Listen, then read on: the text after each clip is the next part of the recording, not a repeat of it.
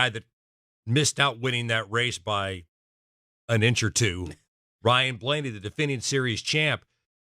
I think it was important for him to have a good run early this season to kind of back up that championship, Deb. Do you?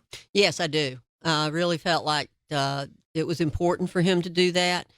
And if I may play off some of what Bruce was just talking about, when you look at Trickhouse feeling the challenger to Hendrick, the convergence there, it reminds me of when Richard Childress came in and was challenging Junior Johnson. He was taking over.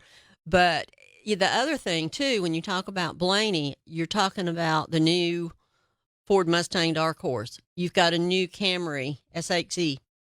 And Chevrolet is working with the same car that they've had since this current car came out. And I think it's interesting where Toyota and Ford are still tweaking theirs, that Chevrolet is definitely capitalizing on the fact that they know that car inside and out. But yes, back to your original question, it is very, very important that Blaney perform as well as he does to back up that championship so that people don't say, well, it was just a fluke. And when you think about it, the fastest cars so far in the first two races have been Team Penske. They just haven't been first at the finish line. I think a lot of people looked at the end of the Daytona 500 and thought, it looks pretty good for Joey Logano. And then after he was out, that's when everything just kind of flipped. But Team Penske was having a very good Daytona 500. And as we saw by the finish in Atlanta, they had a pretty good Atlanta, too. Yeah, I was impressed with Austin Cindric when he made that 4-wide move down there into turn one.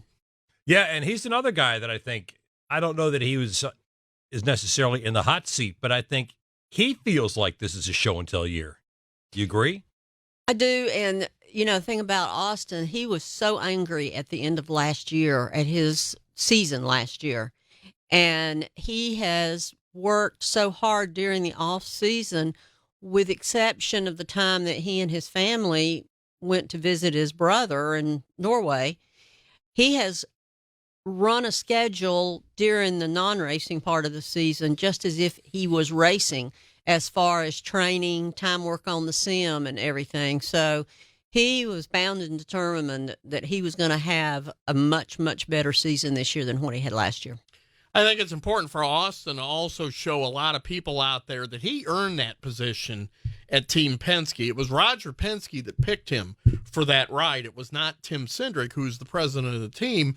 One of the things I have to admire about the way Tim Cindric has handled that is he basically has stepped completely out of the picture when it comes to anything Austin Cindric. He says the one thing he does not want to be referred to is as a driver's dad. And I think that Tim's done a real good job of letting Austin learn on his own.